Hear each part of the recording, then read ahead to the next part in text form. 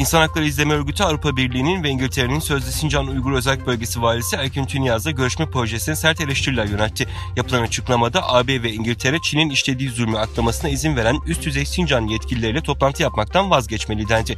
Doğu Türkistan Valisi Erkin Tünyaz'a ABD'nin yaptırım uyguladığı kaydedilen açıklamada görüşme yapma yerine Brüksel ve Londra'nın Sincan'daki insanlara karşı suçlardaki rolleri nedeniyle Erkin Tünyaz ve diğer üst düzey Çinli yetkililer soruşturulmalı ve yaptırım uygulanmalı gerekli denildi. Dünya Uygur Kurultayı öncülüğünde seferberlik toplantısı yapan Uygur STK temsilcileri Kahramanmaraş merkezi depremin vurduğu bölgeler için yaklaşık 1 milyon lira bağış toplamanın yanında kentlere 300'e yakın gönüllü göndererek destekte bulundu. ABD'de yaşayan Uygur iş adamı Kuzat Altay, Kahramanmaraş merkezli meydana gelen depremden sonra etkilenen vatandaşlara yardım etmek amacıyla şirketi Seydio adına $100.000 bağış yapacağını ve buna ek olarak bağış kampanyası başlattığını duyurmuştu. Ahbap Derneği'nin kurucusu Haluk Levent'in bildirdiğine göre Kuzat Altay, şirketi adına yapılan ve kampanya sonucunda toplanan toplam 256.000 ABD dolarını Ahbap Derneği'ne gönderdi.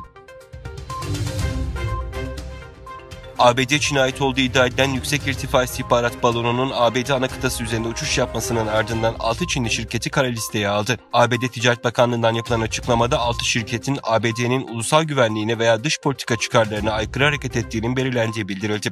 Açıklamada Pekin Ningxiang Havacılık ve Uzay Teknolojisi, Çin Elektronik Teknolojisi Grubu şirketi, 48. Araştırma Enstitüsü, Dongguan Linkong Uzaktan Algılama Teknolojisi, Agilsman Havacılık Bilim ve Teknoloji Grubu, Ganzhou Tianhai Xiang Havacılık Teknolojisi ile Shanji Eglis ve Man Havacılık Bilim ve Teknoloji Grubu'nun kara listeye alındığı kaydedildi. Pakistan'da ABD ve Çin dahil 50'den fazla ülkenin katıldığı çok uluslu deniz tatbikatı Aman 2023 Umman Denizi'nde başladı. Pakistan'ın ev sahipliğinde 2007'den bu yana 2 yılda bir düzenlenen ve aralarında ABD, Çin ve Türkiye'nin bulunduğu 50'den fazla ülkenin deniz kuvvetlerine bağlı birliklerinin yer aldığı tatbikatın 5 gün sürmesi bekleniyor.